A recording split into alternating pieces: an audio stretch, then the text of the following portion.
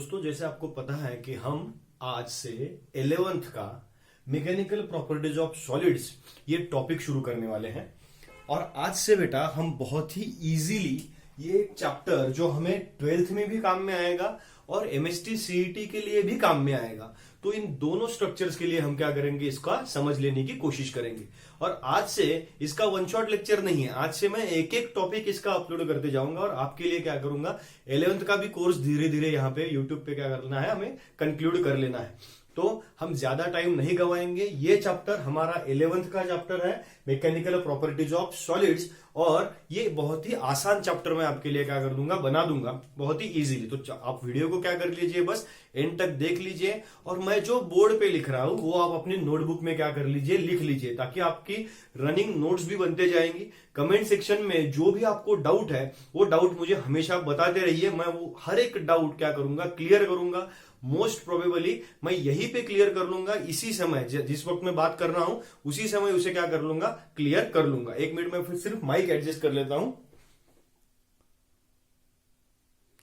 चलिए बेटा, हो गया है क्लियर। शुरू करते हैं हमारा चैप्टर और बहुत ही अच्छे से देख लीजिए। सॉलिड्स के बारे में मैंने लिखा है, हम यहां पे देखने की कोशिश कीजिए। देखिए मेरे हाथ में एक बॉल है जिसे हम सॉलिड कह सकते हैं। सॉलिड्स क्यों कह सकते हैं? Because it has definite shape, it has definite size, so and it has definite volume. तो जिस सब्सटेंस को डेफिनेट शेप होगा, डेफिनेट साइज होगी, डेफिनेट वॉल्यूम होगा, उसे हम क्या कहेंगे बेटा, सॉलिड कहेंगे। So this is our solid structure.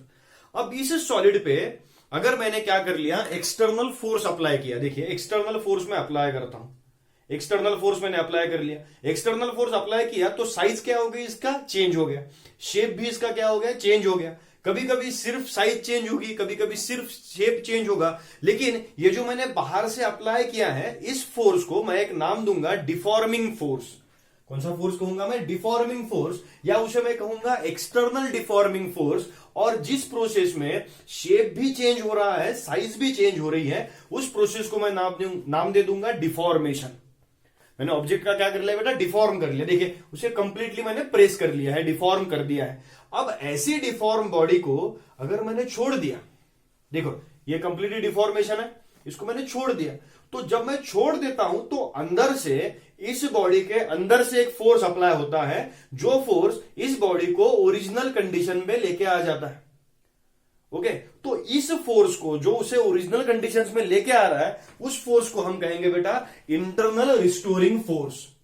कौन सा फोर्स कहेंगे, इंटरनल रिस्टोरिंग फोर्स। ये दो डेफिनेशन आप अच्छे से देख लीजिए। देखिए मैंने अगर सबसे पहले यहां पे अगर मैंने क्या कर लिया, ड्रॉ कर लिया, एक मैंने बॉल ड्रॉ कर लिया, इस बॉल पे एक्सटर्नल फोर्स लगाया, एक्सटर्नल फोर्स लगाया, एक्सटर्नल फोर्स लगाया, एक्सटर्नल फोर्स लगाया, ये फोर्स कह लीजिए हम, this force is deforming force. ये कौन सा फोर्स हो गया, डिफॉर्मिंग फोर्स। बॉल हो गया छोटा हो गया, अब इसे अंदर से एक फोर्स और अप्लाई हो रहा है, और इस फोर्स को मैं नाम दे दूंगा कौन सा, एफ आई। आई यानी कौन सा, इंटरनल रिस्टोरिंग फोर्स। ये ऐसा फोर्स है, force in the solid which tries to regain its original dimension, tries to regain body to its original shape and its original size, it is considered to be internal restoring force। तो बहुत सारे ऐसे body हैं, बहुत सारे ऐसे solids हैं जिनमें डिफॉर्मिंग फोर्स भी है और इंटरनल रिस्टोरिंग फोर्स भी है। तो इस चैप्टर में हमें इन दो फोर्सेस के बारे में प्रॉपर्टीज पढ़नी है। तो हमें यह समझ जाता है सबसे पहले डिफॉर्मेशन क्या, कि जब बॉडी का शेप भी चेंज हो रहा है, जब बॉडी की साइज भी चेंज हो रही है, और शेप चेंज होगा, साइज चेंज होगी, कौन से फोर्स से बेटा, एक्सटर्नल डिफॉर्मिंग फोर्स से, एक्सटर्नल फोर्स से चेंज होगा। इंटरनल रिस्टोरिंग फोर्स क्या करेगा, उसे रिगेन करने की कोशिश करेगा। रिगेन करना ने क्या, वापस पा लेना, उसे रिगेन करने की कोशिश करेगा। और कहां पे रिगेन करेगा, original shape and original size. अगर कंडीशन इक्विलिब्रियम में सेटअप करना है, अगर कंडीशन इक्विलिब्रियम में होगा, तो जितना डिफॉर्मिंग फोर्स है उतना ही इंटरनल रिस्टोरिंग फोर्स होगा।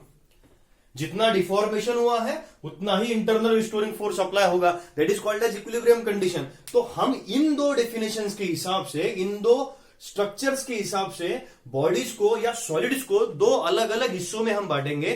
Sometimes it is called as elastic bodies, sometimes it is called as plastic bodies. तो यहां तक जाने से पहले इन दोनों को आप लिख लीजिए, मैं बाजू में हो जाता हूं, लगे तो आप उसे पॉज कर लीजिए, लिख लीजिए, कमेंट सेक्शन में मुझे बताते रहिए कि समझ में आ रहा है कि नहीं आ रहा है। और हम इलास्टिक बॉडीज और प्लास्टिक बॉडीज की तरफ क्या करते हैं, चलते हैं बेटा। अब चलिए बेटा जी, मैकेनिकल प्रॉपर्टीज ऑफ सॉलिड्स की दो बेसिक प्रॉपर्टीज हमने बोर्ड पे लिख ली, एक है इलास्टिसिटी, दूसरी है प्लास्टिसिटी। अब इलास्टिसिटी यानी क्या, जिनमें इंटरनल रिस्टोरिंग फोर्स प्रेजेंट है वो है इलास्टिक बॉडी। जैसी बॉडी ये है कि जिसे हम प्रेस करते हैं वापस आता है तो बॉडी रिगेन कर लेते हैं ओरिजिनल डायमेंशन। तो उसकी हम डेफिनेशन कैसे लिखेंगे, if body regains it's original shape और साइज और बोथ व्हेन, कब, जब डिफॉर्मिंग फोर्सेस क्या कर लिए हैं, निकाल लिए हैं। When deforming forces are removed, when deforming forces are removed, then body is, body कैसी है, body is elastic body and property, उसकी प्रॉपर्टी है, प्रॉपर्टी इज इलास्टिसिटी। उसकी प्रॉपर्टी क्या आ जाएगी, इलास्टिसिटी आ जाएगी। कब, जब बॉडी रिगेन कर लेती है, क्या रिगेन करती है, ओरिजिनल शेप और ओरिजिनल साइज। कब, जब उसके दोनों डिफॉर्मिंग फोर्सेस क्या कर लिए, निकाल लिए है, तब that particular structure, that body is called as elastic body and property is elasticity. Same goes with plasticity. Definition क्या बनेगी, मैं डायरेक्टली लिख लेता हूं अब। चलिए डेफिनेशन डायरेक्टली आ गई वहां पे। If body does not regain its original shape और ओरिजिनल साइज और both when deforming forces are removed, then it is the body is plastic body, यानी वो रिगेन नहीं कर रही है बेटा। और प्रॉपर्टी को क्या कहा गया, प्लास्टिसिटी कहा गया। इलास्टिसिटी प्लास्टिसिटी का यही मेन डिफरेंस भी है। एक और डिफरेंस का पॉइंट हम यहां पे ऐड कर सकते हैं कि इलास्टिसिटी में internal restoring forces, internal restoring force कैसा है बेटा, स्ट्रांग है। इंटरनल रिस्टोरिंग फोर्स यहां पे कैसा है, स्ट्रांग है। यहां पे हम क्या कहेंगे, इंटरनल रिस्टोरिंग फोर्स कैसा है, वीक है। और इसका हम यहां पे कैलकुलेट करते करते, यहां पे मैं इसे लिख लेता हूं, इंटरनल रिस्टोरिंग फोर्स एक तो जीरो है, नहीं तो क्या है, वीक है। वीक है या कैसा है, जीरो है। एग्जाम्पल भी आपको लिखना पड़ेगा एग्जाम में, याद रखिए। इलास्टिक बॉडी का एग्जाम्पल हम कह सकते हैं रबर, स्टील, स्प्रिंग। प्लास्टिसिटी का समझ लीजिए पुट्टी कह सकते हैं, वॉल पुट्टी, डो जिससे रोटियां बनती है, और मड कह सकते हैं, वो भी इलास्टिक है, प्लास्टिक है। ये सब क्या हो जाएंगे, प्लास्टिक बॉडीज के एग्जाम्पल है। अब इलास्टिसिटी इस पूरे चैप्टर में इसे आपको लिख लेना है, ओके। तो इलास्टिसिटी में हम क्या करेंगे, पूरे चैप्टर का डिस्कशन कहां पे आ जाएगा, इलास्टिसिटी पे। यानी इसके अगले लेक्चर में हम क्या कहेंगे बेटा, इलास्टिसिटी के जो स्ट्रेस और स्ट्रेन करके दो प्रॉपर्टीज है, उन दो प्रॉपर्टीज के बारे में हम क्या करेंगे, डिस्कशन करेंगे।